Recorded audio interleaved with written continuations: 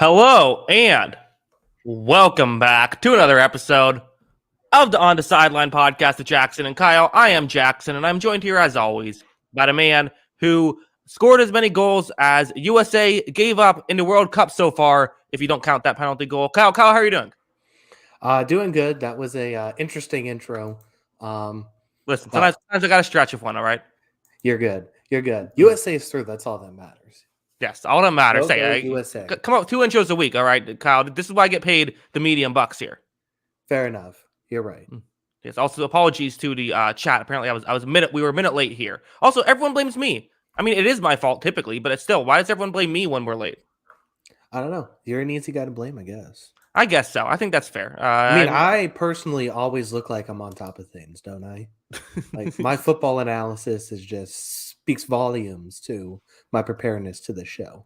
Is that how it works? Is this the? Well, I mean, I do have to say, Kyle, you are currently for the first time all season. You have taken the lead here. Although you got the points backwards. Oh, I did. Yeah, that's right. But yeah, pretend that it's the other way around. You just couldn't believe I was in the lead. That's right. It must have been a Freudian slip. Yeah. I mean, it felt good. It felt good. Back in the win column. Feels like things are rolling right now. Got to stay focused. Got to stay locked in. I don't know if you're in the win column. I'm ahead. That's the win column. Well, I think the win column would be winning a season, right? Well, that's going to happen too. Okay, all right, yes. Speaking of the win column, Kenny Pickett and the Steelers got into the win column, beating the Colts. Kyle, I think my biggest takeaway here is I thought Kenny Pickett played really well in this one. Yeah. I think he's slowly getting the hang of it, getting the feel. Now, we'll see how long, we've kind of seen it with some of these sophomore quarterbacks this year. There's a little more tape on them. They had a bit of a slump. There's that sophomore slump train of thought. Can he keep this up? We'll see what happens. But I think he's starting to establish a little bit of a rhythm. And, this Pittsburgh offense, which I think earlier in the season we said might have been one of the 5 worst in football, I think it's starting to figure out kind of a little bit of an identity. They're a run-first football team. I know Najee Harris got hurt in this game, but, they started to establish him on the ground a little bit. Then Benny Snell came in and had some pretty big runs too. They're running the football well, and then Kenny Pickett's playing well out of that too, and he's got receivers that can get open and get separation. I think that's been a big thing, and I think that they got some guys here going forward. Yeah, some Steelers fans would probably say that the Najee Harris getting hurt, not the worst thing in the world. We also have Super Chat. These shows are the best. Thanks for the content. # Team Kyle. I'll let you have the Team Kyle this time because you did the Super Chat. We appreciate that. Thank you. Kyle really appreciates it. Let's keep it going. Yeah. It's been tough being Team Kyle. Very similar, being a Lions fan or something. Wow, that's hurtful. I mean, you never won. Team Kyle is like the Raiders fans right now. We are united here. Okay. All right. Well, we'll see if this can be a good season for Team Kyle. But yeah, I mean, Steelers just don't know how good they are, how high their ceiling is. But I mean, if any of the first round quarterbacks last year had the game that Kenny Pickett had last week, I think we're raving over it. And I know it's weird because the numbers don't look very good, but I thought that he was doing a lot of really good stuff. Yeah. I mean, there was some bad to it still overall, but I thought, the Pickett was good in this game. And I mean, if you just look at these last couple of drafts, I think this team has a bit of a rebuild still to go. I think they need to add pieces on this offensive line. But if you look at their last couple of drafts, Pat Freiermuth looks like he's going to be a very good tight end, it seems like, for a few years. And then George Pickens, too, led the team in receiving yards, had the big play, too. I mean, he looks like kind of a stud, too. So he might be that number 1 receiver that we've been waiting for Pittsburgh because they've had a bunch of nice options. It seems like they don't have that star option out wide. It could end up being George Pickens, too, and that could be a nice combination for Kenny Pickett. Yeah, definitely in hindsight, the Najee Harris pick not looking great, but you're right. They've hit on enough to you can get a miss here and there if you hit on enough. He was good last week. Maybe he gets, with a better offensive line. I'm not writing off Najee Harris yet. Like, I don't like the pick because it's a first round running back, Right. but like, I'm not writing off Harris as being a bad running back for the future. I still think he catches the ball exceptionally well in the backfield. And I think he's a decent blocker too. He just needs, it seems like he's not confident right now in his run game. And we'll see what happens when he gets back healthy. And maybe they get a better offensive line this offseason, and that helps. Yeah, I think I agree with all of that.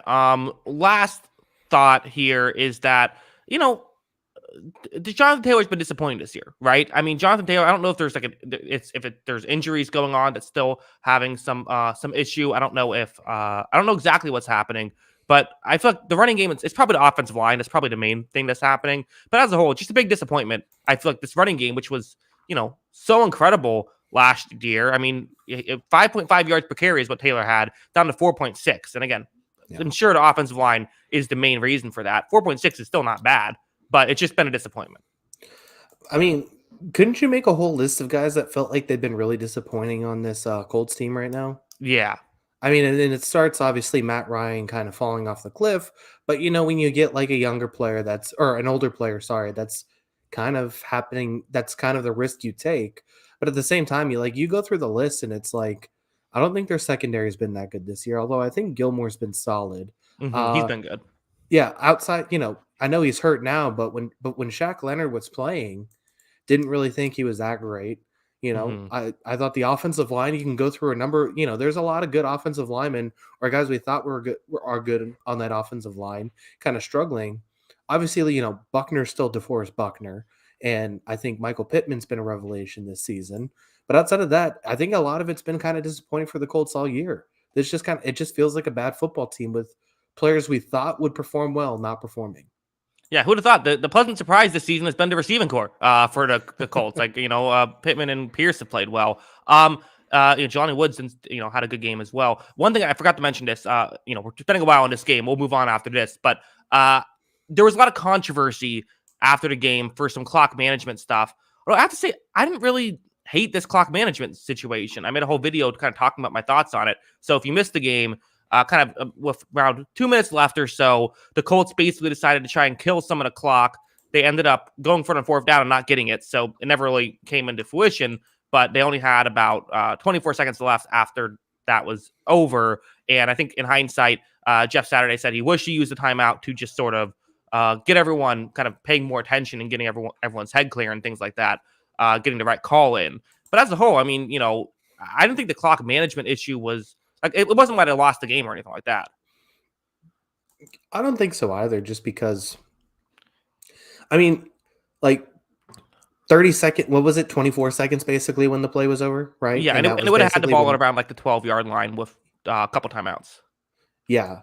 So I don't know if it would have made that much of a difference, honestly. But yeah, I mean, it's easy to play, I think, Monday morning coach, just like it's easy to play Monday morning quarterback.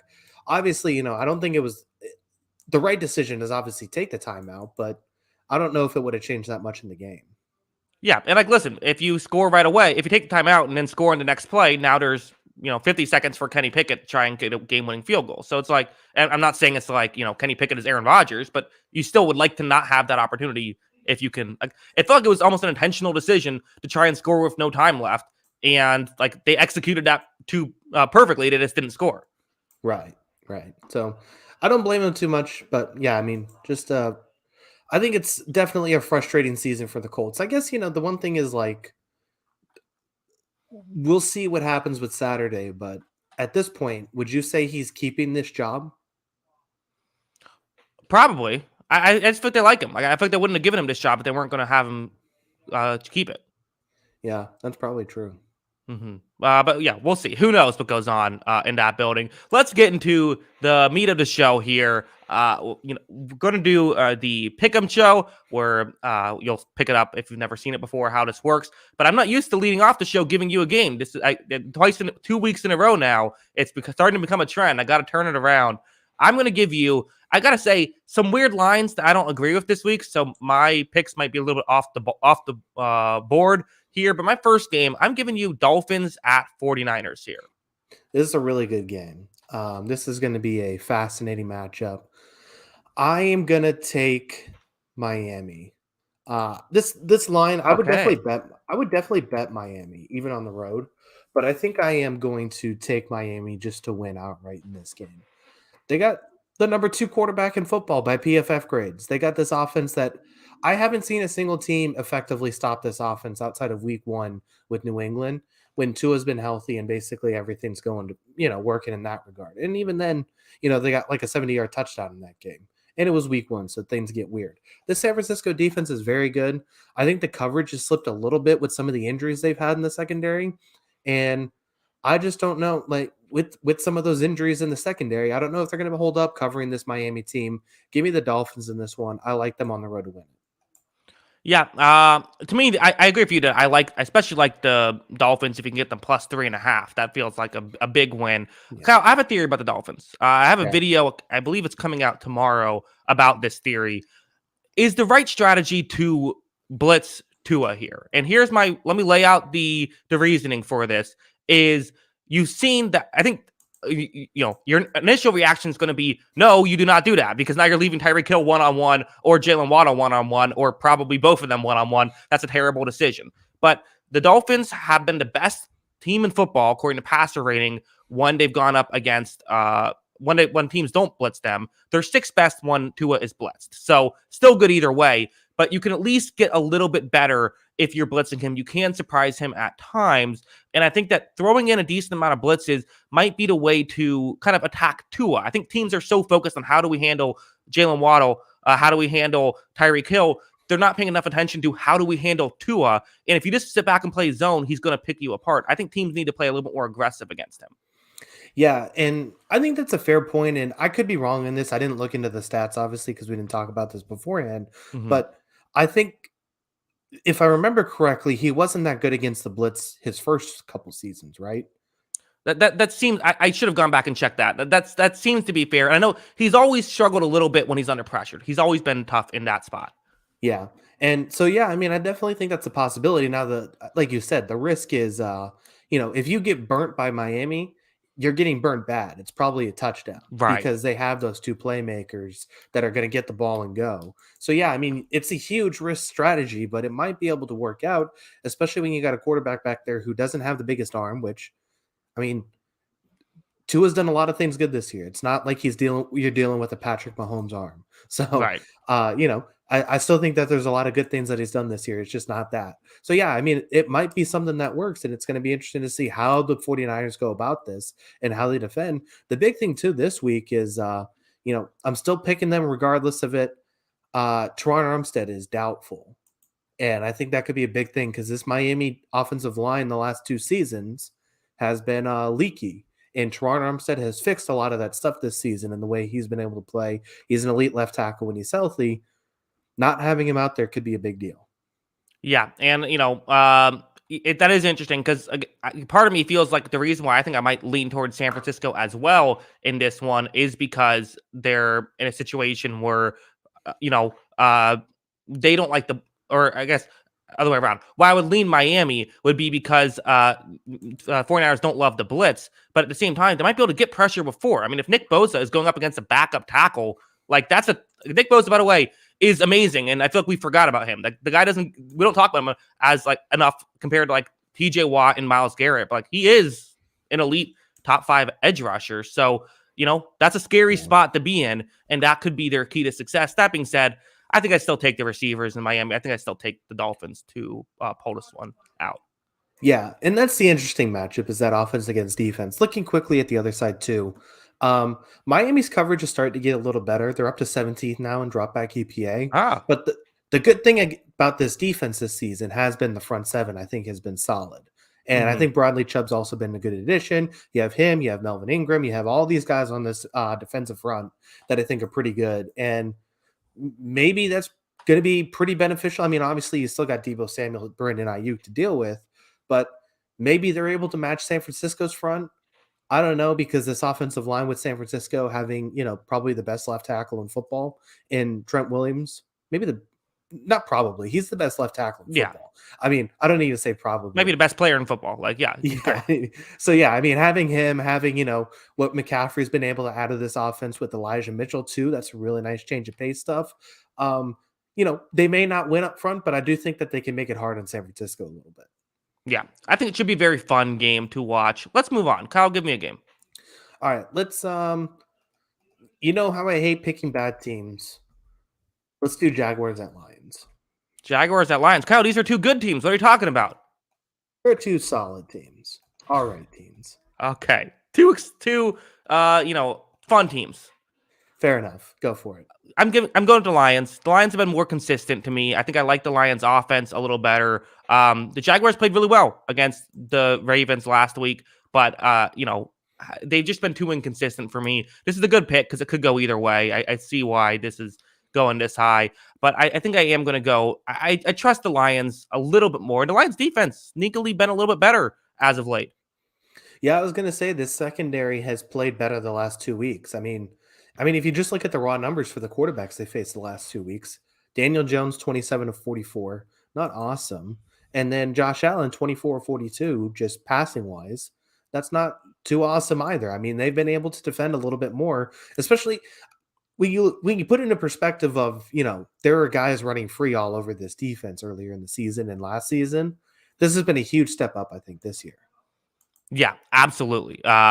Completely agree. And again, it doesn't have to be perfect because the offense has been doing very well. And I don't know if there's been any status on Jameson Williams. I'm assuming he's still not going to be out there, but that's coming. I'm excited for that. Yeah. I mean, I'm ready to see him on the field, but yeah, I mean, I don't know when that's going to happen. Mm-hmm. One of the things we keep saying about the Lions, the offense can have some duds. It's had some duds this season. Sure. Could this be the week that it has duds? And I still think this Jaguars defense is pretty solid and pretty athletic and has some young talent.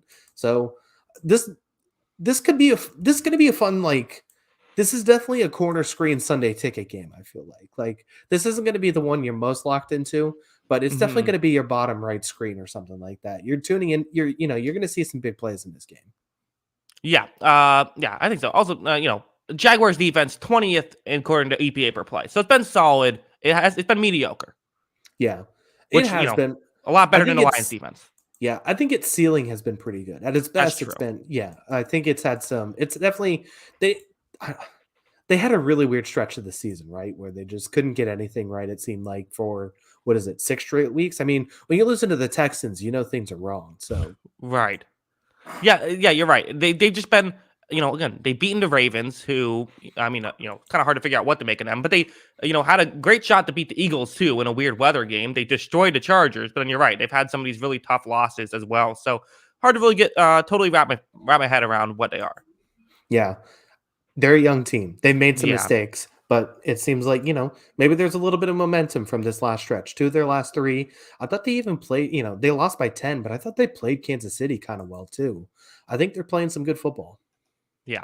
Zachary Stewart says over under on 0.5 pressures for Trayvon Walker. I mean, I'll give the over on, I think I'll get a pressure. He's been averaging a little over a pressure a game. Zachary Stewart's just trying to, feed into you right now. This is he's setting me up. I appreciate that. The assist from Zachary Stewart. Yeah, exactly. Who will have more pressures in this game, Trayvon Walker or Aiden Hutchinson? Ooh, that would be good. I mean, I definitely think I would lean Hutchinson.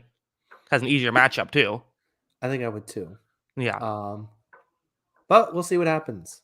Yeah. Again, young players. We knew Walker was going to be. We knew Walker was going to be a project. I'm not sure if everyone knew that, but we knew it was going to take some time.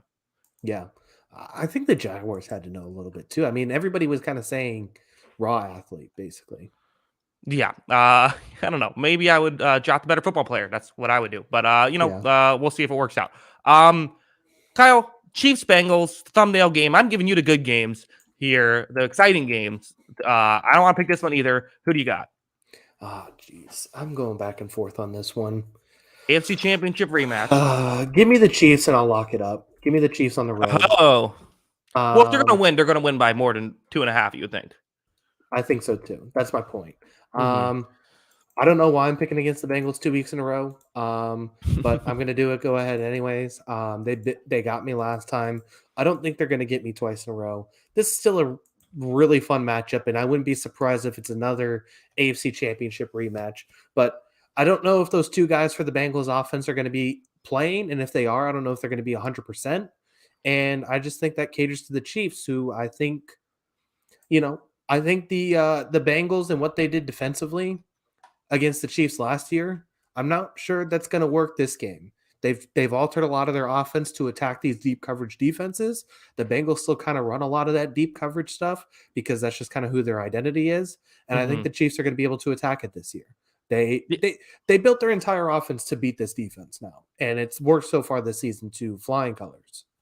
Yeah, I don't hate this lock at all. I think it makes sense. Should be an exciting game with again, anytime you can lock up the Chiefs with a less than 3-point spread, always a good decision. What I like about this game going into it, which I can't believe is not a Sunday night game. How did this not get put as a primetime game? I don't get it. Yeah. But I guess maybe the Chiefs just had too many or something. CBS I don't know. said no.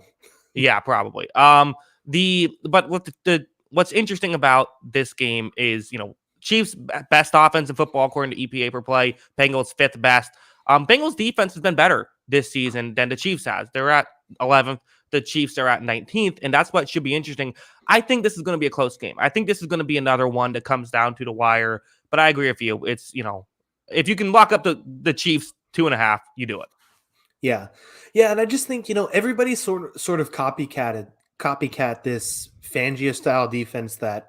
I mean, a lot of teams had already adapted it last season, and the Bengals had just kind of gone full on deep safety. Von Bell and Jesse Bates were playing way deep in that AFC Championship game. That's what kind of sparked that comeback, was they were able to create some turnovers downfield. And I just don't think the Chiefs are playing into those hands anymore. They're not playing downfield. They're not trying to create those deep shots against that defense. They're going to be content with Travis Kelce having 11 catches for 125 yards and a touchdown in this game. They're going to be content with Jerick McKinnon having 6 or 7 catches out of the backfield if that's what they're going to be given, because they know they're still going to get a lot of chunk plays out of those situations. The flip side, we've talked about, should Joe Burrow be an MVP candidate? This is the way it could happen, right? If Burrow can win this game and have better performance and the Bengals win, I think that both would have to happen, but he could put himself right in that race if he can do that. I agree. I mean, he's been huge this season, and we talked about, I think we brought it up on Sunday. If he can have a huge game in this one and have a big spot, outperform Patrick Mahomes, he's got a great chance to put him at or near the front of this conversation. I agree. A couple other interesting ones with this one. I just mentioned him. We've talked about Tyreek Hill and Justin Jefferson. Is Travis Kelce not getting enough love for Offensive Player of the Year? Interesting. Good point. I mean, he is. What's he? He's like top 5 in receiving yards this year. He's 6th in receiving yards currently. Gotcha. Mm-hmm. First in receiving touchdowns. He has 12. Devontae Adams has 10. He has more touchdowns currently than Tyreek Hill and Justin Jefferson combined. Crazy. I mean, yeah. You take that into the fact that they've altered this entire offense basically to let him cook. I mean, it's literally letting Kelce cook. They've changed this whole setup. They had to alter because Tyreek Hill's not on the team. And, I mean, Kelce hasn't missed a beat. He literally has not missed a beat this season. He's been at or maybe even better than any season he's had before. He's been insane, I thought, this season. He is 4th right now in yards after the catch, which is just unbelievable. I mean, everything he's doing is just unbelievable this season. Yeah. Kyle, is it official? Is Travis Kelce, he's the GOAT receiving tight end, right? Receiving tight end, I'm willing to concede. Yeah. Overall, you have to, I'm not sure if I can get you to say he's better than Gronk. I will never say that, but he can catch the ball. Yeah. Okay. I think I might just have him as the GOAT period. Oh, jeez. I'm just saying longevity matters, right? Longevity matters. He's played like twice as many seasons now as Gronk. Fair enough. Mm-hmm. Let's move on before you get too angry. Kyle, give me a game. All right. So I can't believe I'm getting this game at 4th. I am thrilled. Every time, throw out the records, throw out the resumes, throw out everything about these two teams. Every time these two teams plays, it comes down to the wire. It's wild. It's wacky. We're all going to be watching this game Chargers at Raiders. Who you got? Yes, I knew what the game was before you even said it. Just with that intro. Yeah, it's a good one, certainly.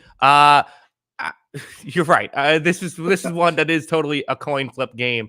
I'll lean Chargers here. I think. You know what? No, I'm going to go Raiders. Okay, yeah, I had Raiders too.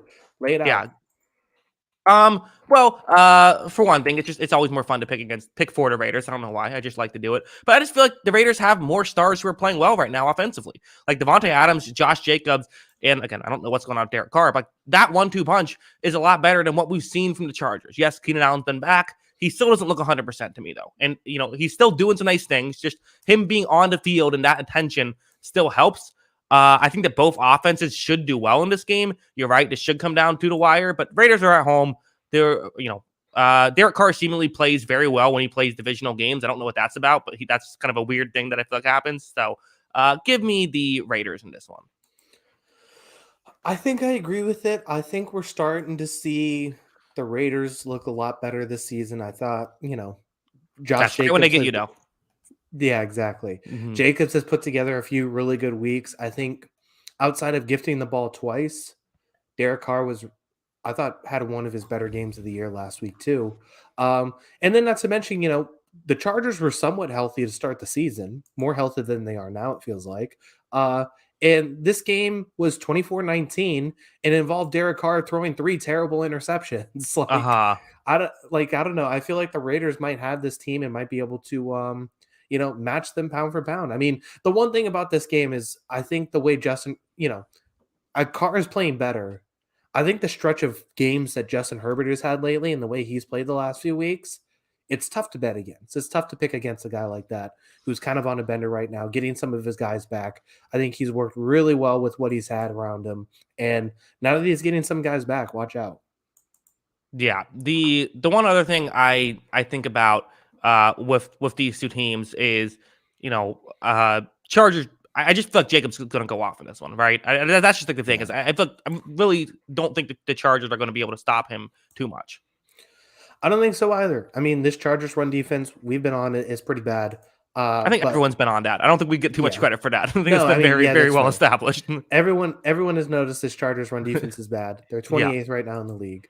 But the other part of this is too, Raiders secondary has not been good. And even last week, I mean, they created a turnover. Not great against the Seahawks are a good passing team, so I give them a little bit of a pass, but hasn't been great overall this season. And it's a lot different scheme too. I thought a lot of what they could do against the Raiders before, like a lot of what the Chargers did against the Raiders last season with what they wanted to do defensively was they used a lot of Eckler because they couldn't throw the ball downfield. It seemed like a whole lot on what the Raiders wanted to do pass game wise. They might be able to get more vertical plays in this one. Kyle, do we have a loser leaves town game right here? The Raiders, I feel like, are definitely leaving town with a loss. Mm-hmm. I just think that it's going to be hard to go 4-8 and then win out. There's still a chance to make the playoffs at 9-8. I'm not guaranteeing a spot at the playoffs, but they end the season against San Francisco and against Kansas City. Are you going to bet that they're going to win out all their games if they lose this game? I think the Chargers have a little bit more breathing room, but obviously the momentum would clearly be on the Raiders side. They're rolling. They can battle for that 10-7 playoff spot potentially. But yeah, I think the Raiders, I am ready to write off if they lose this game.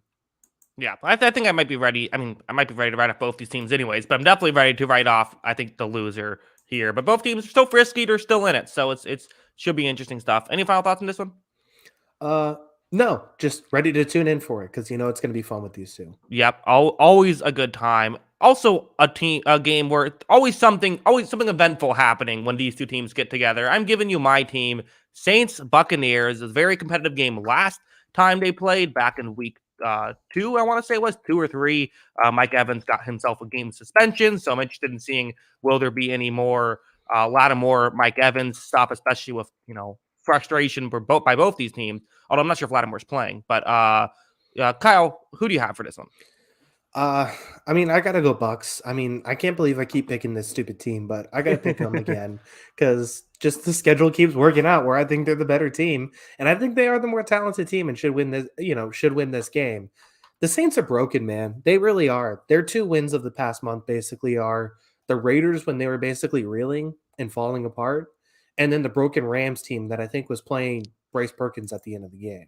You know, this Saints team can't score the football. They can't move the football. And, for all your complaints about Todd Bowles and Byron Leftwich, that combination, which I think are warranted, Hmm. the Saints fans are yelling a lot louder about the problems with Dennis Allen and what he's done this season. It Hmm. hasn't looked that good for the Saints. The one thing is, it seems like he has this game plan down for playing the Buccaneers, even if this offense isn't as good as it usually is. But we'll see if it works out in this game. They got to score points, though, and I don't know if they can. I don't know if this feels like it's going to be another the last time these two teams played each other, there was only 6 total points scored in the first 3 quarters. Both teams had a point per quarter until the fourth quarter when Winston kept throwing interceptions, and that's what cost the Saints the victory there. I think there's a very real chance that this is the Saints' victory. The Saints love to do this to the Buccaneers. It's on Monday Night Football. I mean, this is that when the Saints season went poorly, and then they say, "Hey, we got a Monday Night Football game against Tampa Bay." Yeah. That's the one that they're looking for. It's in Tampa Bay. That tends to be when they actually really dominate. 2 years ago that was 38-3 game. Last year it was the 9-0 game. So they love to go beat Tampa Bay, and again, could be a very scrappy game. Could be a scrappy game for sure. The injuries, I guess, is another big part of this one, right? So it's what Antoine Winfield's in concussion protocol. Mm-hmm. Tristan Wirfs is listed as out on ESPN, so I'm assuming he's not playing in this game. He'll be out at Uh, least a few weeks. yeah, Mike Edwards is potentially out too, so that's 2 safeties down.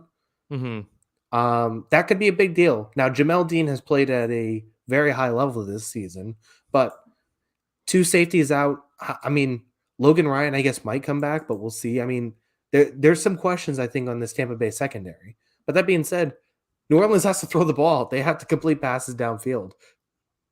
Yeah, well, one thing I think about from the last game, too, was Chris Olave kept getting open deep down the field, and Winston kept missing him. So if Andy Dalton is here, maybe they could hit them. I don't know. I think I'm picking the Saints to win this. I'm definitely picking Saints plus 3.5.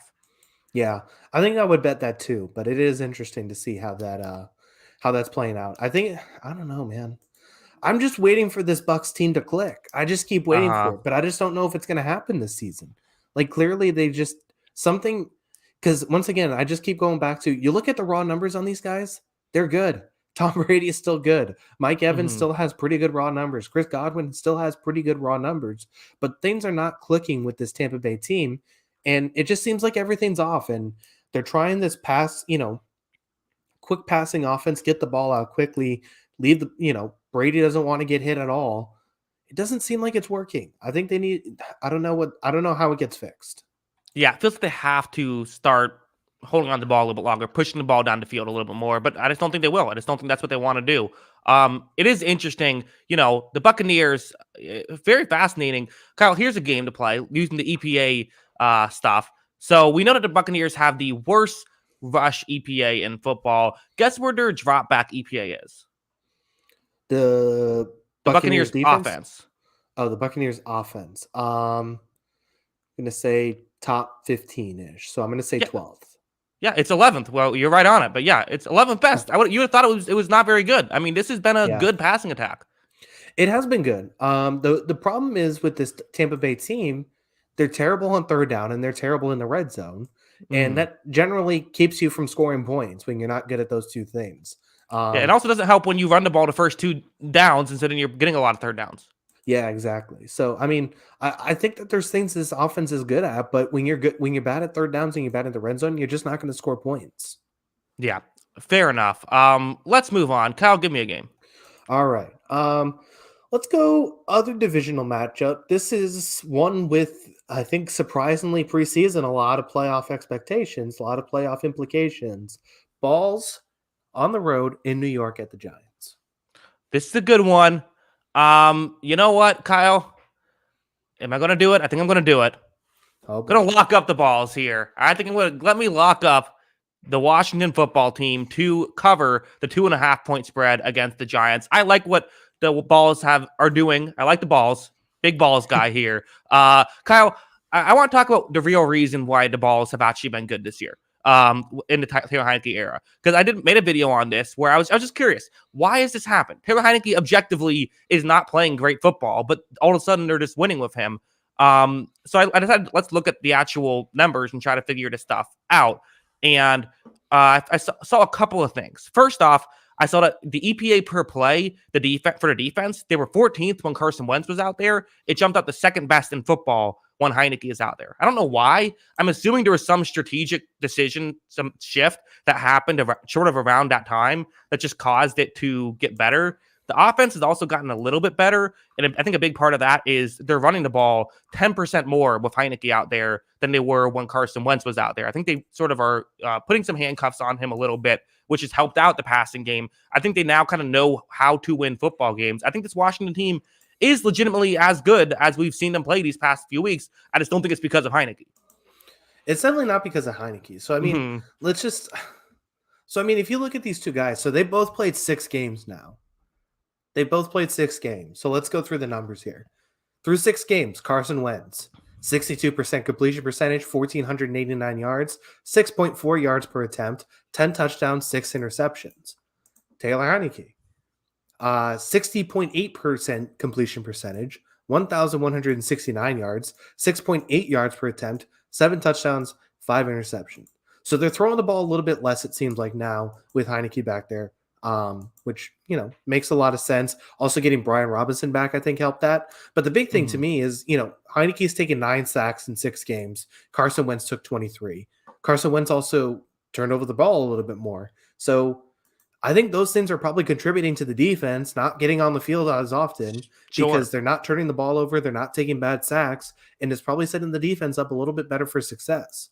And they're running the ball more, so they're probably, so they're less tired. Less plays they have to do. You go with. Yeah, exactly. Not to mention, so Chase Young could play in this game. Is playing.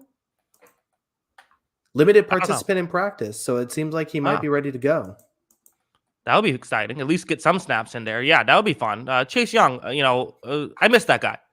Yeah, not to mention this defensive line's awesome too, as it is. Like, I think Sweat's having a really good year. Jonathan Allen, I think, is having a good year. All these guys have been good, and if you're able to plug Chase Young in there for at least a handful of snaps until he's 100%, I mean that raises the ceiling of the defense even better. Yeah, Kyle. I also forgot to mention the Giants are playing in this game. Well, yeah, we didn't say a single word about them. I was almost ready to move on. I'm like, wait, we haven't talked about the Giants at all. I don't know. Again, like you said about the defensive line, my concern, I think, with the Giants is that you're going to have to, they love to run the ball. You can do that against Washington. Their rush EPA has been kind of mediocre this season. Their dropback EPA has been, or excuse me, I was looking at the wrong thing. But still, you can. Actually, Washington's rush EPA is very good. So take that back. That's a concern. Yeah, and I mean, we've seen this. I think this Giants. I mean, they've lost 3 of 4, right? They were off to a terrific start. They've lost 3 of their last 4 games. The big thing to me with the Giants, and really, I mean, they had 13 against Seattle. They had 18 in the loss to Detroit, and I know they got 20 against Dallas, but one of it was on a touchdown with like 8 seconds left. Like there wasn't, it was basically 13. Right. Or 14 or whatever it is. I mean, just that really just killed my under, which was annoying. But we keep going. This Giants team is just beating the hell though. What's really happening is teams are basically throwing 8 in the box. They're containing the pocket, keeping Daniel Jones in there. They're forcing Saquon Barkley up the middle. They're plugging all the gaps. And I mean, was this the worst receiving core in football to start the season? It might be. If not, it's probably at least bottom 3. And it's lost Sterling Shepard, Wan'Dale Robinson. Losing those 2 guys from a receiving core that's already not good, I think it's just been backbreaking. Teams are daring them to throw the ball, and they just can't effectively because they don't have the guys. Yeah, go get Odell. Throw a bag of money at him. I mean, it might be worth a chance at this point. Yeah, I think so. Let's move on. So I'm going to give you a game now. I'm going to give you again bit off the wall here, but I can't believe this line is what it is. I'm giving you Packers at Bears. Packers have been obviously a very disappointing season. They do love to beat the Bears though. Aaron Rodgers may or may not own the Chicago Bears. Kyle, who do you have winning this one? Yeah. So Rogers, I believe, said on Pat McAfee's show. Is that where I think he said it? Where Mm-hmm. he thinks he's going to play. Yeah. I haven't heard any recent developments on Justin Fields and what's happening there, but Yeah. Mm-hmm. I'm not picking the Bears to beat the Packers. Come on, Uh-huh. man. Like I just can't. I can't do it. So I'm taking the Packers in this one. I don't feel great about it, but I do feel like that. Just the Green Bay against the Bears at this point until it's changed, until the field flips a little bit. I am taking Green Bay, especially with Aaron Rodgers playing. Yeah, early on in the season, before we realized Justin Fields was good, this actually ended up being a pretty competitive game. I mean, we thought that the Packers were going to roll all over them. It ended up being relatively competitive, and since then, these two teams have gone in very different directions. If the Packers lose this game, do you just start firing guys already? Yeah. Mm-hmm. I mean, Joe Barry probably should be gone already. Yeah, I can't believe he's still there. Yeah. So there's been some interesting developments, I think, recently. You're not a college guy, so I'll just catch you up quickly.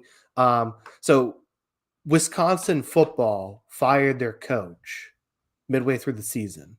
Their defensive coordinator, who Jim Leonard, former Jet, all that, he was promoted to interim head coach. There was thoughts he was going to take the Wisconsin job. They decided to go outside of Wisconsin. They hired Luke Fickell from Cincinnati. I think there's a real chance that Jim Leonard's the defensive coordinator next season. So we'll see what happens on that. I think that I can't believe that Joe Barry's still on the team. I can't believe he's still coaching this defense. I agree. So I do think this is eventually Jim Leonard's job to lose. We'll see what happens on that. But anyway, focus. 3, 2, 1. Back to the game. I mean, especially if Justin Fields isn't 100% and isn't able to do all the Justin Fields things that makes him really dangerous, Right. I just think it's going to be really hard for this team to win. That being said, from what we've seen from this Packers front seven, which is basically just cheeks at this point, it's horrible. I mean, they should be able to run all over these guys. Theoretically, if Fields is healthy, they've been able to run on basically everyone. This is one of the worst run defenses in football this season. The Bears could have a lot of success in this game. Yeah, I think so as well. I mean, this is Kyle. What's the line if Fields is playing, and then what's the line if Fields isn't playing? I feel like this is probably Fields' playing line, right?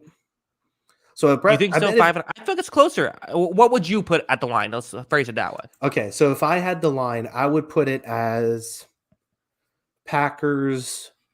I would put Packers -3. If Fields is playing? If Fields is playing. And then what would you put it if he's not? -7. Okay.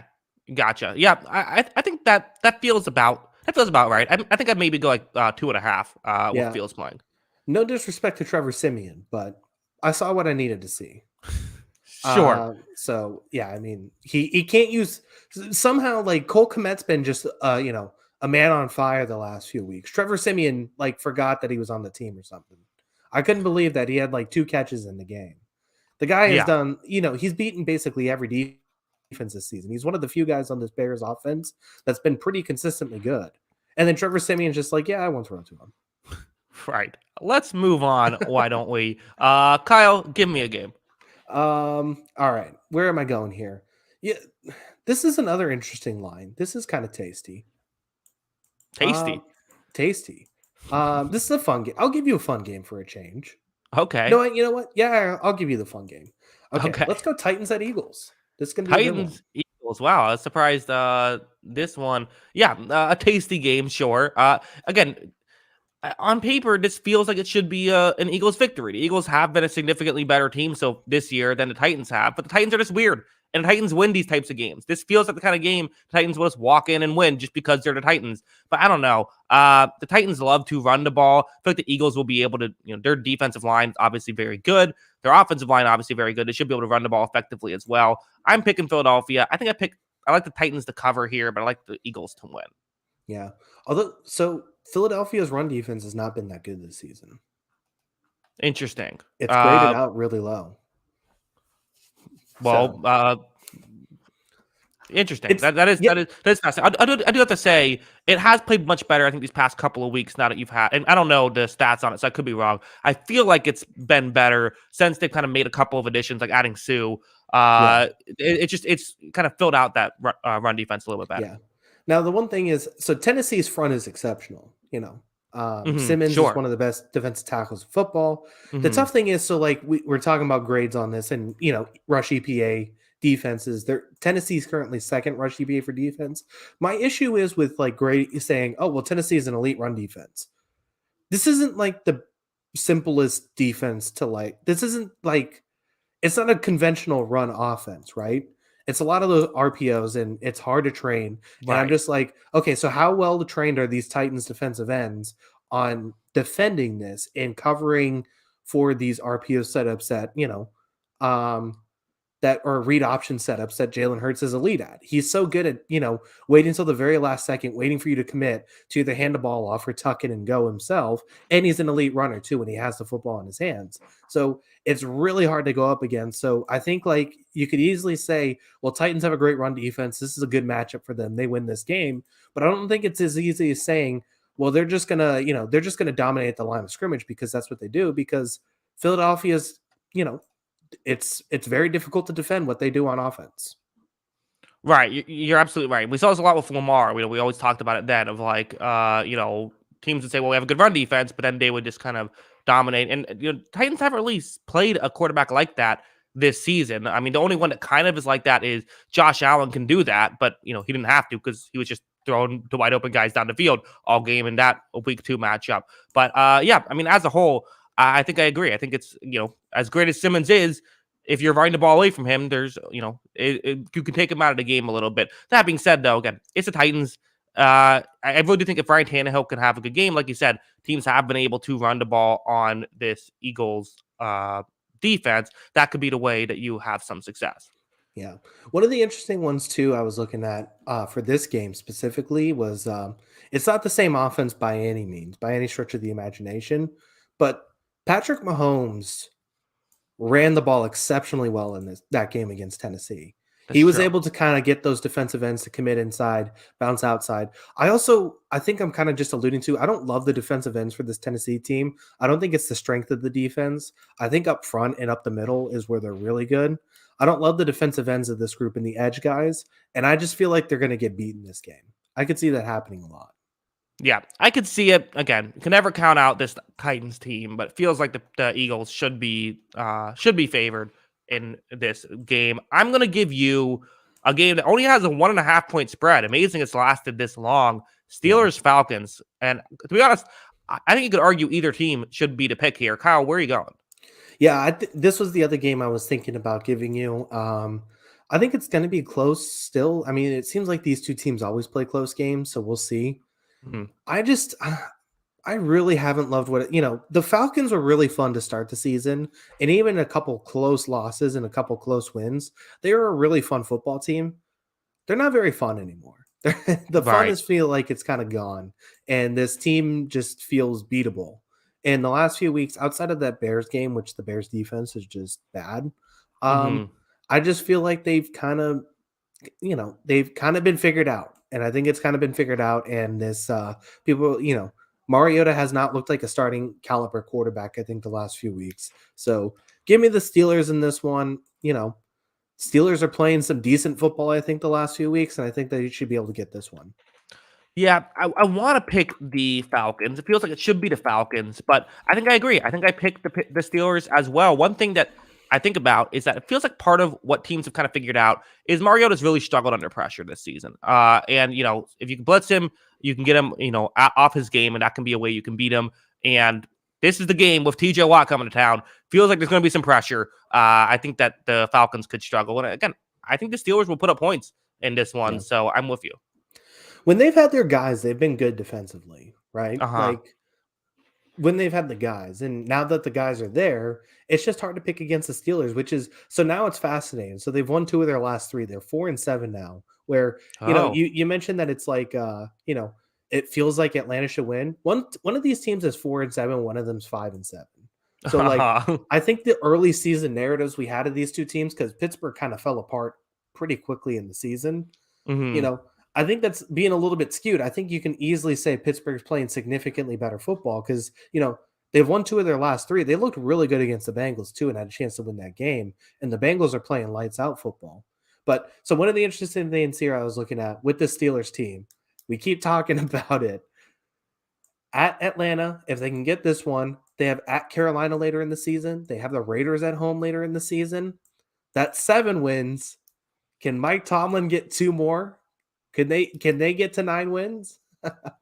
It'd be tough. They'd have to play the other 3 games are the Ravens twice and then the Browns. Maybe if you, hey, get a win and a tie there. Yeah, 8-1 potentially.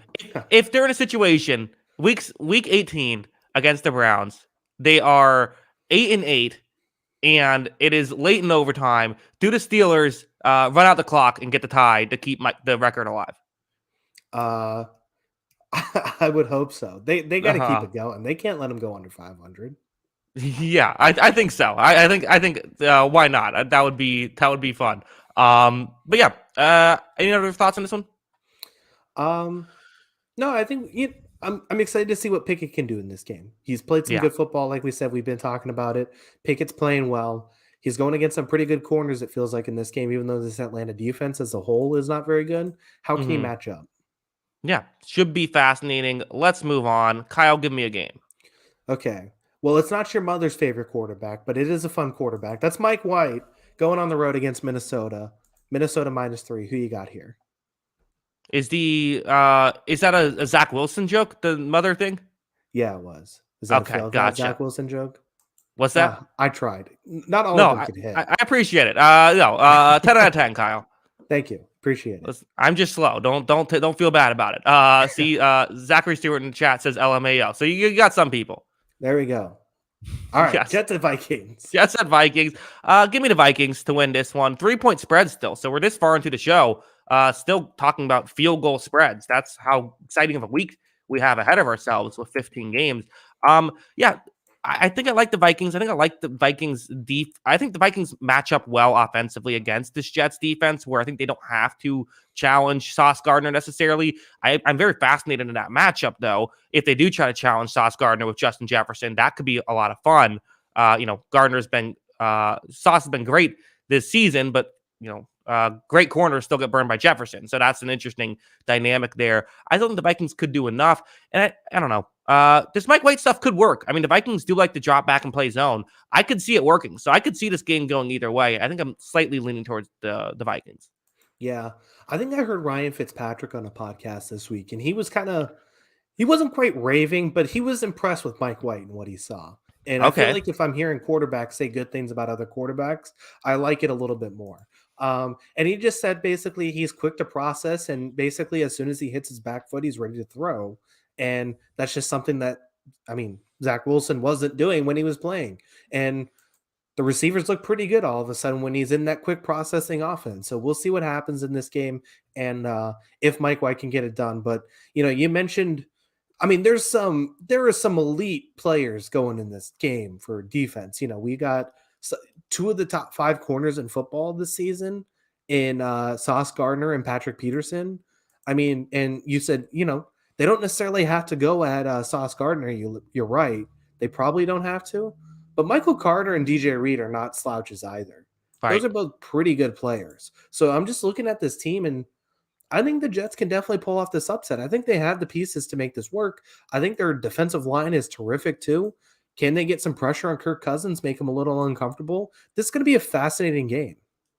Yeah, I think it could be really interesting. Also, when you said, when quarterbacks are praising someone else, you feel good about it. I think about Dan Orlovsky and how he was talking about how Sam Darnold's going to dominate with the Panthers.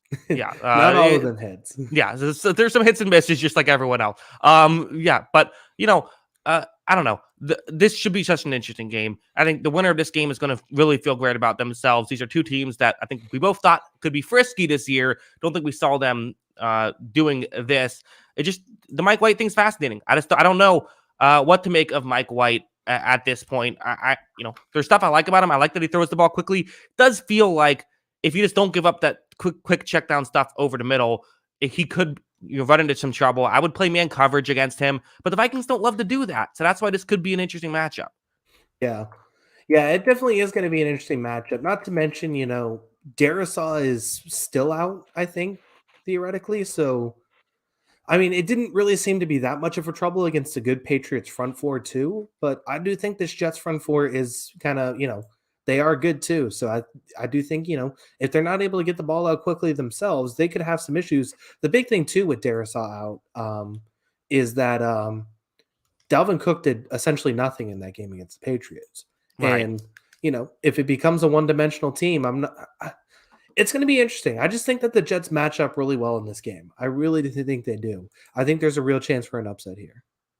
Yeah. So in the chat saying, I think Mike White is a better processor of defenses than you're giving him credit for. That's probably true. He is very good at that stuff. I don't know. I just don't know what Mike White has had some really good, impressive games. Had some really unimpressive games. So I want to see more, and we'll probably see more. Yeah. What did he have? 4 picks against the Bills last season? Yeah. He had a tough game there. The interesting thing, so I think the Bills are one of the teams that disguise things probably almost better than anybody else in the league. Mm-hmm. Where if you look at a team like New England, or who did they play last week? Why am I blanking on this? Last week, they played. Now you're getting me. Who did they play? Played the Bears, of course. The Bears. Okay, well that's a bad pass defense. Never mind. Yeah, but yeah, I mean, like you said, Minnesota's kind of just who they are defensively. It seems like at times they're in coverage, they cover deep. I don't know if they're gonna try and disguise a whole lot of what they do. Yeah, right, which could definitely play into the Jets' hands. Should be an interesting one to watch. Let's move on. Kyle, I'm giving you your team. Bills Patriots tomorrow night should be an interesting one. You called it, I believe, a must-win for the Patriots here at home against the Bills. 4-point underdogs. Who you got? I'm taking the Bills. Mm-hmm. I mean, I don't love it, but the Patriots have not stopped. I didn't say quite a must-win, but they need to win. The problem is that they're going to have to win one of these games against either the Bills, the Dolphins, or the Bengals. They have to win one of them. And they have to also beat the Cardinals and Raiders back-to-back, which I don't think is as easy as people think. So, yeah, I mean, it's going to be a tough season, tough sledding to try and get into the playoffs, but that's basically what has to happen. They haven't stopped Josh Allen in basically 2 years. So, or actually, they stopped Josh Allen once in 2 years. The weather kind of stopped Josh Allen more than anything. That was in like 40-mile-an-hour winds, and right. That was just the weirdest football game ever. You know? So they really haven't stopped Josh Allen in quite a while. I've told you this time and time again. These mobile quarterbacks, these guys that can defend or go off script and extend plays, give the Patriots a lot of issues. It's one of the few things I think defensively that give this Patriots team a lot of issues. I think the Bills are going to win this game. Yeah. So in the chat saying Jacksonville stopped Josh Allen last year. LOL. Yeah, Kyle. Why is Urban Meyer better at stopping Josh Allen than Bill Belichick? Is Urban Meyer the better head coach than Belichick? I'm going to log off. That's disrespectful. Kyle, how did the Patriots win this game? Minimize possessions. They got to minimize possessions in this game. They can't put the ball in Josh Allen's hand a whole lot. They need a couple turnovers. They really need, the last few weeks of Josh Allen, they kind of need that again. And they need to create some turnovers and capitalize on those turnovers too. Because if you look at some of the past few games, like the Patriots have had turnover opportunities, but dropped them. Especially, Jonathan Jones had a couple interceptions opportunities against Kirk Cousins that he dropped. I think he had one anyways, but he had a few more too. We have to capitalize on turnover opportunities. And then we need to score and finish in the red zone. Red zone offense is going to be key because you can't beat the Bills with field goals. You just can't. You can't beat the Bills with field goals, and I think that's what the Patriots have kind of done. Unless you're the Urban Meyer-led Jaguars. Shut up. No. I just don't think you can beat the Bills with field goals. The Patriots' red zone offense has been an issue all season. They've settled for a lot of field goals. I just don't think you can in this game. So I think that's going to be a problem. So finish drives with touchdowns, and then capitalize on turnovers and find ways to get stops, minimize possessions, run the football a lot, use Ramondre Stevenson over and over and over again, convert a lot of first downs, kill the clock, and score. Yeah, and the Bills stopped the run well, so it's not like you're going into an easy. I mean, the Bills are a good team all around. It Yeah. seems like we saw Mac Jones play well last week. Kind of saw the return of Mac Jones. This might be a game where you have to put up, I don't know, 24 or something. But hey, maybe you'll get some bad weather again. It's in New England. It is in New England. Not looking that bad. Current Oh, forecasts have, I mean, it's a little cold. 43 degrees obviously is cold, but not that cold for the Northeast. yeah, freezing for me, but I'm in Florida, so Yeah, that's exactly. different. It's been chilly in Dallas too. It's been around 43. Um, Wow. Under 10-mile-an-hour winds too. So it doesn't seem like it's going to be that much of an issue this time around. Yeah, that's tough. Anytime we're looking at hopefully for bad weather, might be a tough situation. But hey, Patriots, I think they have a chance to win this one. Let's move on, Kyle. Give me a game. All right. Now we're getting to the big spreads. Yeah, Um, you can so log off not now if you want to. This is yeah, kind of where it gets boring. not a lot to go with here, but there's one game that we talked about on Sunday that's coming up this week. It is one team's Super Bowl. It is the biggest game in Houston Texans history, potentially, except Yeah. for the time TJ Yates played a playoff game, which still blows my mind. Hmm. Potentially the biggest game in Houston Texans history at home against the Cleveland Browns, against Deshaun Watson. Is there upset in the making here? I don't think so. I mean, I get it. You're right. Like this is where football gets weird, right? Where it's like, obviously, on paper, the Browns should win this game. Their offense should be significantly better than to have Watson. Their defense is still bad, but I don't, what? Kyle Allen's going to take advantage of that? I don't think so. But it is like could the mental side of things, not just with Watson. Like if you're, I don't know, any Brown player. I should rephrase that. Any player for the Browns, then you're sitting there in that situation. I don't know. If you're Amari Cooper, for example, like, and you hear all the stuff you're going to hear when you're sitting there, out at the field, that's going to affect you too, right? Like the mental side of things is this going to be the biggest home field advantage in sports history. It definitely feels that way. I mean, the way this game is being talked about, the way it's being presented, it feels insane. I'm sure the environment is going to be hostile, putting it nicely. Mm-hmm. So yeah, I mean, it's going to be fascinating to see this thing. The one thing Texans have now, he's cooled off the last few weeks, but this is probably the one defense that Dameon Pierce could potentially go nuts on, right? Like this front Mm-hmm. seven.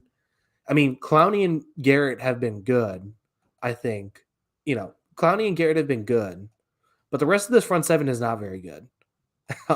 So Dameon Pierce could go nuts in this game. That's probably the pathway to victory, kind of similar where you're limiting possessions too. But even then, like, what is our expectations of Watson, who hasn't really had a preseason, hasn't really had a whole lot of reps in 2 years now? What are our expectations for Watson in this game?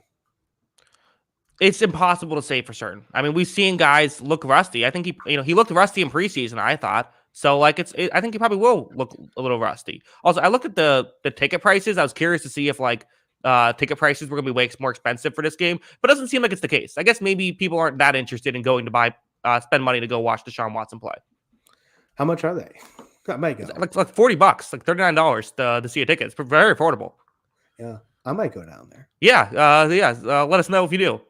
All right. Well, I'll think about it. But yeah, I mean, Okay. it's I don't know. It's been I still think, the real fans though are gonna show up and Oh yeah. be loud, right? Like I think, and then not to mention you said he looked rusty. He looked rusty 13 weeks ago and then hasn't played a down of football since then. Right. So it's gonna be an interesting game to watch. It's gonna be an interesting environment, and it's just gonna be, I don't know, like we've just seen weird stuff with sporting events, right? Like we've seen when the coach gets fired, the new coach comes in, the bad team's fired up, they go and win a game. Everyone on this team has been probably talked about, has probably been asked about. Everyone on this team has probably known about this game or thought about this game since the beginning of the season. So this is going to be it's just going to be a weird environment, and it wouldn't shock me if the Texans win. That being Yeah. said, the Browns are a significantly better team. Right. If the Texans win, though, I mean, it'll be the party of the century there. Yeah, they're going to go crazy, and they deserve it. They definitely deserve it. Yeah. No. Shouldn't be. I mean, what's crazy is Texans fans would have probably booed Watson relentlessly in this game if like there wasn't any of like the sexual harassment allegations, or If I he put just that way too requested a mildly. trade, yeah. Yeah, like that alone would have been enough to get him booed.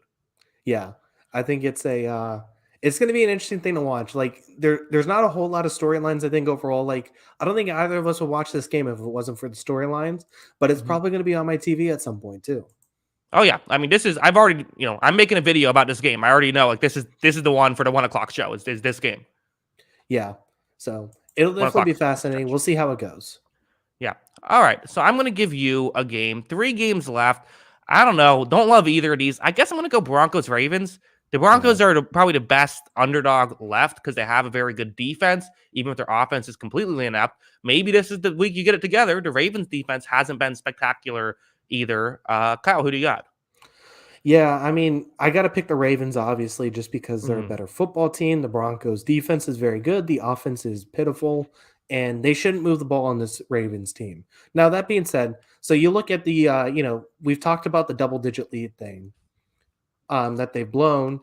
You know, they even in the games following though, like they've been a very unconvincing team this season. They did, they blew the double digit game to the Dolphins. They beat the Patriots by 11. They blew the double digit game to the Bills. They beat the Bengals by 2 on a game winning field goal. They beat they lost to the Giants by 4. They come back and beat the Browns by 3. So, like, I don't know. It's a team that wins a lot of one score games, it feels like, and it's a team that, loses some big games. But I do feel like they should win this game. They're a better team. This Broncos team cannot move the ball.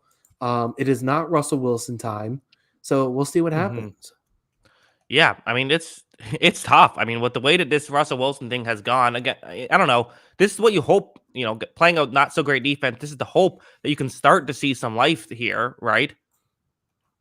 I mean, you got to hope for something, but this Uh Ravens huh. defense, it's not great, but the coverage I think is starting to get better week by week. It's now kind of middle of the pack, and I just Wasn't don't great see how. last week against the Jaguars.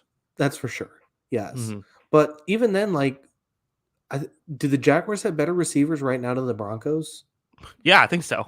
Which is crazy to Yeah, say, but yeah, I mean, Marvin Jones would be one of the better receivers on the Broncos for sure right now, especially right. with the end. I don't see how it works. I don't see how it gets better. So yeah, I mean, give me the Ravens to shut him down. Yeah, I mean the Broncos are sitting here saying, "Why didn't we give Christian Kirk all that money?"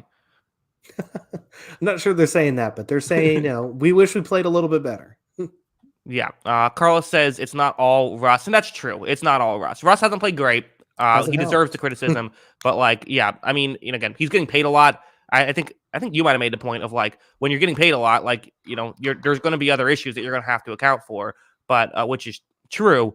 But you're right. The receiving, I mean, we had the worst receiving core in football every year. The team with the worst receiving core in football, everyone blames the quarterback and says they suck. That's just the nature of you need guys to throw to.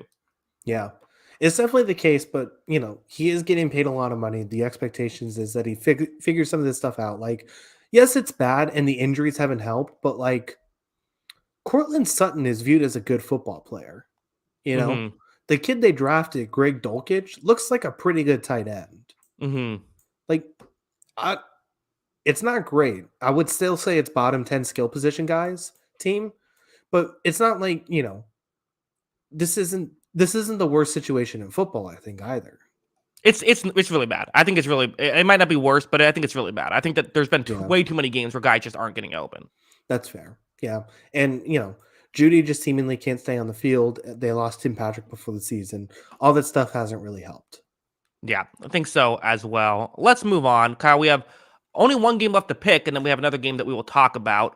So Kyle, give me the last game that will be picked, and then we'll talk about the final game. I can't believe this is a bigger line than the other game. Let's go Colts at Cowboys. Colts, Cowboys. Yeah, I mean, I think I agree. We've seen the Colts at times look scrappy. They're still not great, but they have at times at least looked okay. The Cowboys have at times looked dominant, at other times look just good. I think that just good would still be enough to potentially cover a 10.5 point spread that they have over the Colts. Though I still do like this Cowboys team much more than the Colts. I like the Cowboys, and I think I'll pick the Cowboys to cover as well. Yeah, I think they can win this game by a couple touchdowns. This Colts defense, like you said, there have been games where this team's looked, kind of put things together.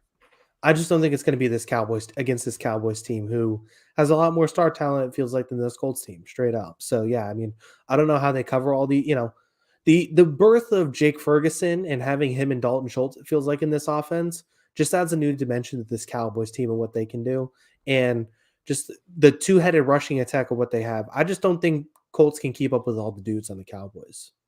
Yeah, it is one of those games, too, where it's like, you look like Broncos-Ravens, and you can say, okay, well, here's how the Broncos can win. You play good defense, kind of shut them down, and then, finally the passing game gets going against kind of, a secondary that's had some holes in it. Like, this, I don't even get how you do this. I mean, I don't think that, as much as I've liked what Alec Pierce and Michael Pittman have done this season, I still don't know how much they're going to be able to, do against this secondary. I don't think they'll be able to do too much. I don't think they'll be able to block. I don't think they'll be able to score. And I don't think they'll be able to cover Dallas in this one. I don't think they'll be able to defend well enough to do much. This feels like a horrible matchup walking in. And so because of that, the Colts will probably win. Yeah. I mean, the Colts are a top 10 defense. We should give them credit for that. Sure. They're 8th in EPA right now. They're 10th in coverage, and they're top 7th in running defense. And the one thing, the Cowboys are 20th in run defense. So possibly this is a big Jonathan Taylor game, and the defense just kind of shuts down this Pollard-Z combination, which has looked dominant this season. Like, that's probably the roadmap to victory. But it just feels like the Cowboys are a little bit better at everything than the Colts, right? Like I think the Colts in a perfect world would have liked to been like Dallas, where they establish this running game, they go play action, they use these receivers who have good speed and their tight ends. The Cowboys just do it all better. Yeah, that is true. The Cowboys are who the Colts tried to be heading into this season. Yeah. The only difference is that the Colts have an elite defensive tackle and the Cowboys don't. Yeah. Kyle, which coach do you like better in this game? McCarthy has done some okay things this season. Sure. He hasn't been that bad. Like, I don't know. Like, he's not getting fired after this season. That's for sure. Like, he definitely deserves to keep the job. Like, I don't think he's not an elite coach, and there are occasionally some moments that he can lose you games. But I think he's been pretty solid, and part of being a head coach is filling out a good staff, and I think he's filled out a good staff too. Kyle, it would be a little bit funny if I remember after the Colts won their first game with Jeff Saturday, where they narrowly beat the Raiders. There's a lot of, oh, you idiots. Not just with us, because we actually, I think, covered that. We said, let's give him a shot. But a lot of in the media of, oh, you idiots for doubting Jeff Saturday. You thought he was going to be terrible. Look at him. He is undefeated. This guy's going to go on a run. It'd be a little bit funny if they lose every game from here on out. It would be. Yeah. Mm-hmm. I'm rooting for funny things. Yeah, I mean, and, whether it's, fairly criticized or not, I mean, it's somewhat fairly criticized. Everyone was ready to blame the game on him for not calling that timeout too. Right. If he continues to have some gaffes, I definitely think that there is that would definitely be a hilarious scenario. Yeah. Yeah. Well, potential comedy there. One more game to talk about. Divisional game does not get drafted here. Seahawks, Rams. So that's the game that, no matter what happens, we won't get a point for, but we'll still talk about it and give what we think will win. Obviously, I think we both think that the Rams are going to pull off this upset, right? No. Mm-hmm. Yeah, no. We're both picking the Seahawks to win this, but I do have to say this is kind of maybe a get-right game for Seattle, who has been reeling a little bit. Yeah, I definitely think it is for them. So, I don't know. So, I mean, we've talked about, we play fantasy football here. We're not big in it. We're not elite at it or anything, but, I've just started to, last week I had the Chiefs defense. I picked up the Chiefs defense, which isn't good, to play against this Rams team. And I picked up the Seahawks defense this week. Matt Stafford's doubtful. Mm-hmm. This offensive line's hurt. They now lost Allen Robinson and Cooper Kupp for the season. I mean, we all saw Bryce Perkins play. I liked him in college. I think, maybe he's a good guy, but he's probably not an NFL quarterback. So yeah, I think this is this should be a Seahawks domination. Yeah, this does feel like, hey, I feel like I say this every now and then. You want to be taken seriously. Go blow this team out. The Rams have been a mess. Kyle, thank God the Rams did not successfully trade for Brian Burns. Yeah. I mean, this defense is good. I mean, they gave Kansas City some issues, right? So like, I mean, they could be able to get after him a little bit, but yeah, I mean, could you imagine if they gave up more draft capital for Brian Burns? I mean, This point of the yeah, season, right. Yeah, I don't know what that. I mean, I would hate that trade just in general, but especially in that spot. yeah, that would have been rough. That would have been a really rough season. Yeah. Also, as people brought up in the chat, Aaron Donald also going to it was announced a couple hours ago. He's going to miss the game. So even that, this should be a hand. Rams might be the worst team in football. I don't know. It's them or probably Houston. I would say they're definitely in that conversation with all the guys they have out. They're definitely Right. in the conversation. They have a better defense. So the defense is the best unit of them and the Texans. But I don't know how this team moves the ball. Like I like a little bit of what I'm seeing from Kyron Williams out of the backfield. I don't know if I like him as the number one back. Like I don't. Yeah. It's Van Jefferson, Ben Skowronek, Kyron Williams, Tyler Higbee. Like that's a disaster. And then not to mention Bryce Perkins is the quarterback for that team. Yeah. Like, I mean, this is it's crazy. I mean, again, we talked about sort of the worst title defenses we've ever seen. This is certainly going to be up there. Part of it though is injuries. Now, Seahawks, schedule gets a little bit easier. I mean, Seahawks have a very weird schedule where half their games are Rams twice and Panthers. And then I think you're going to have to go and win all three of those because the other three games are the Niners, Chiefs, and Jets. So, if you go 3-3, you're 9-8. You probably ideally want to go 10-7. So you're probably going to have to win the three you're supposed to win and then maybe steal another one. yeah. I really don't think they should have issue beating the Rams twice. They really shouldn't. Then at that point, you just need to beat the Panthers, right? I think at that point, you're good. They should be. But again, it's the NFL. You can never say for certain. Yeah. So I don't know. Like this, I just keep looking at this depth chart for the Rams and just can't believe what I'm seeing right now with this team. Like, I would honestly so USC plays Friday night. Like, I know the joke is like, oh, the college team would never beat the NFL team. That's ridiculous, all that kind of stuff. I definitely still feel that way. But I think I'd rather have Caleb Williams, Mario Williams, and Jordan Addison than these quarterback and wide receivers that Los Angeles Rams are trotting out. Like, they should just go play for the Rams on Sunday. Well, yeah, I don't think anyone says that like every NFL player is better than every college player. It's just that, the college team has like, 3 or 4 NFL players. Yeah.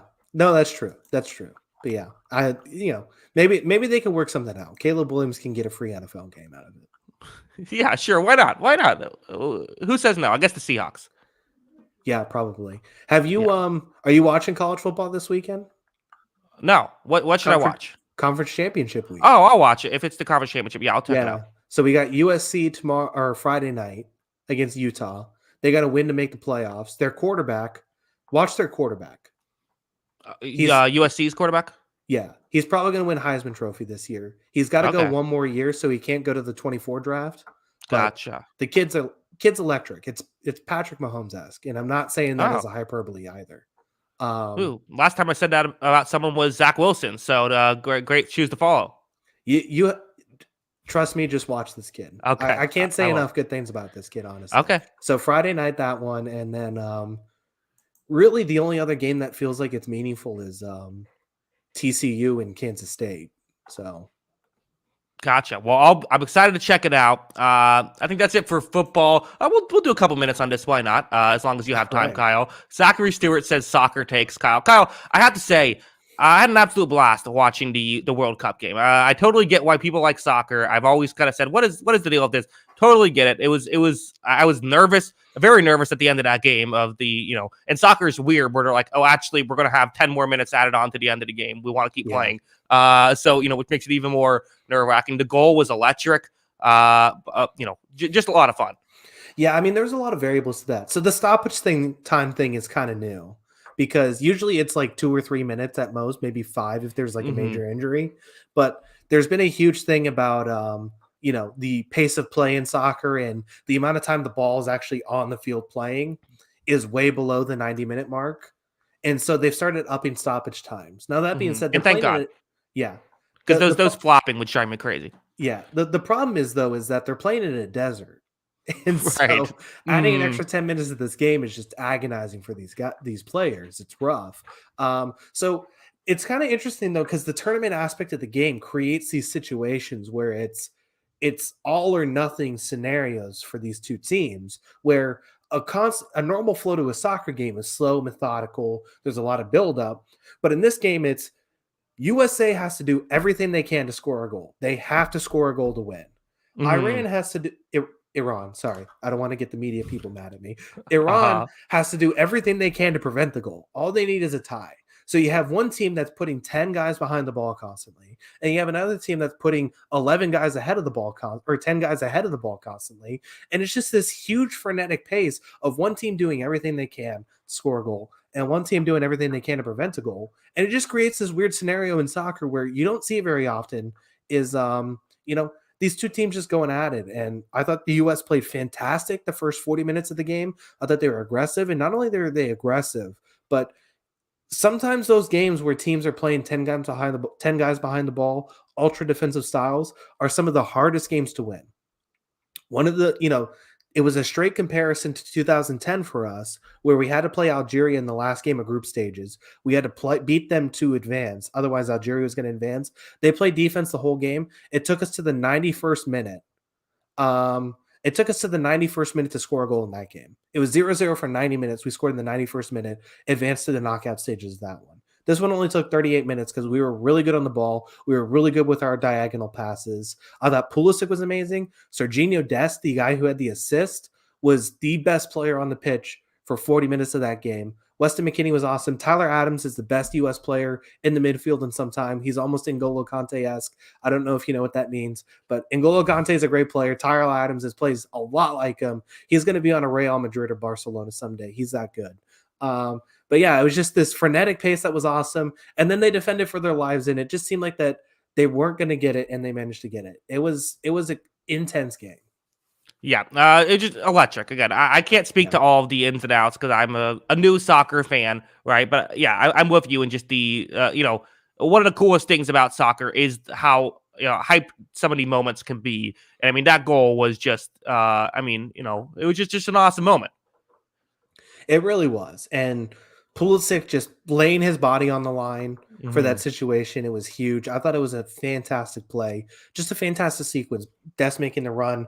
I mean, Pulisic's almost at the halfway line when he sees that run from Des. And he just makes a beeline straight to the goal, beats everybody at the ball. It was an awesome situation.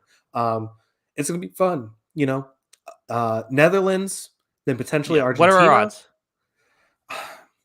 This is not the best Netherlands team. So, like Okay. us, they also missed the 2018 World Cup, and that was probably more shocking than us missing the World Cup.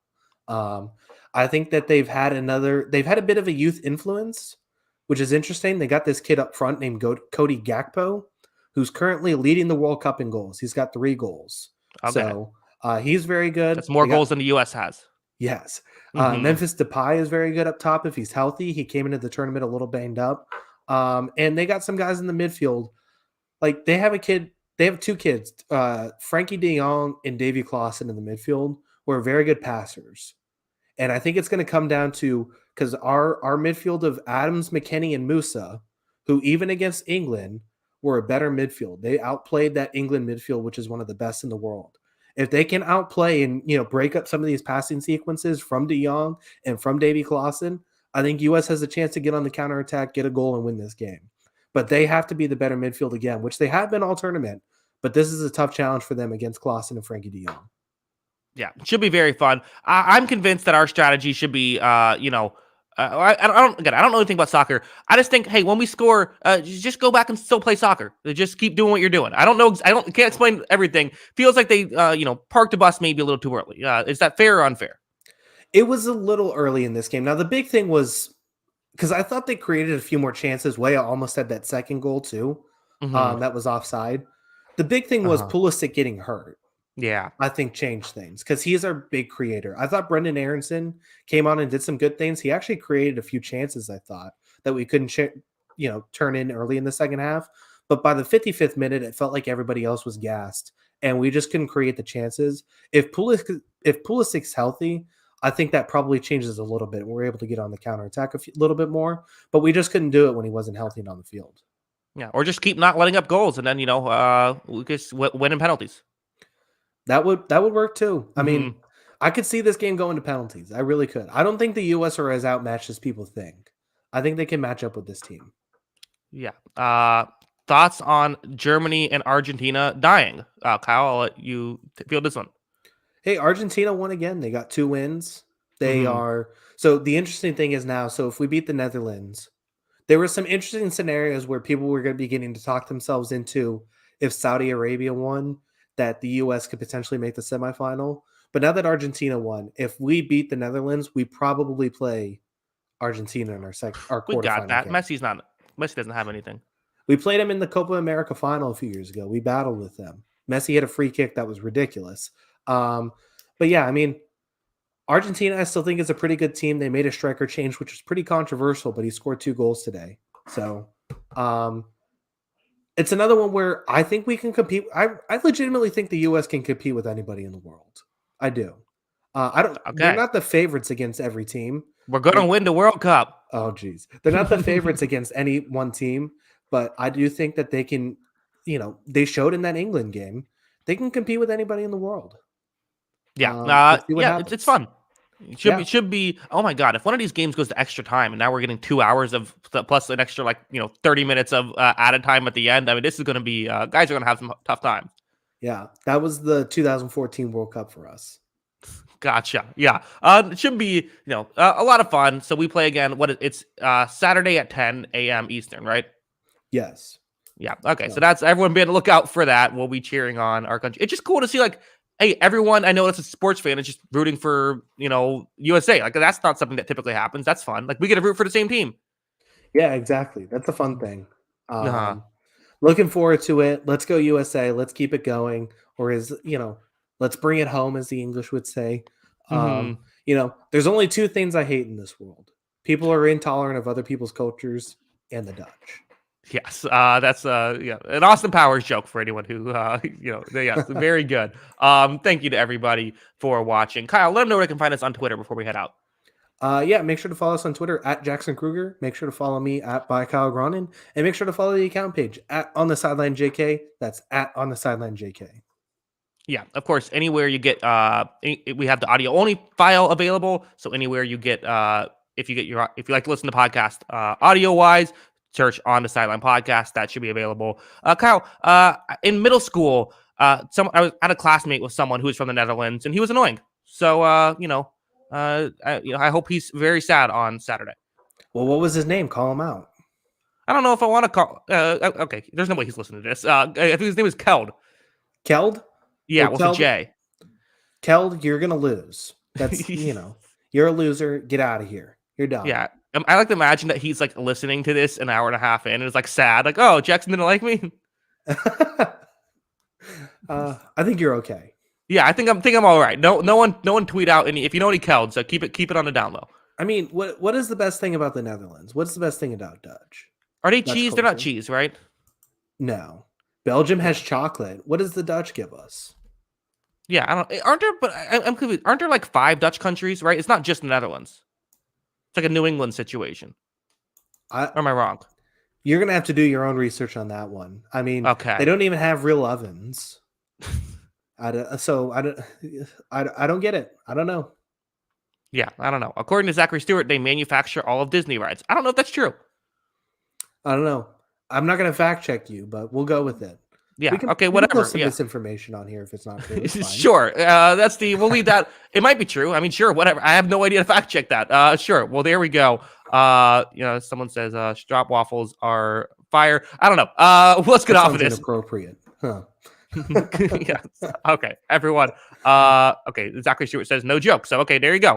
Learn something new every day. Thank you to Zachary Stewart in the comment section below. Yeah. So again, thank you everybody for watching and listening to all this nonsense. We do appreciate it. We'll be back on Sunday at midnight Eastern, so be on the lookout for that. And until next time, see you later, alligator. Go USA. Peace.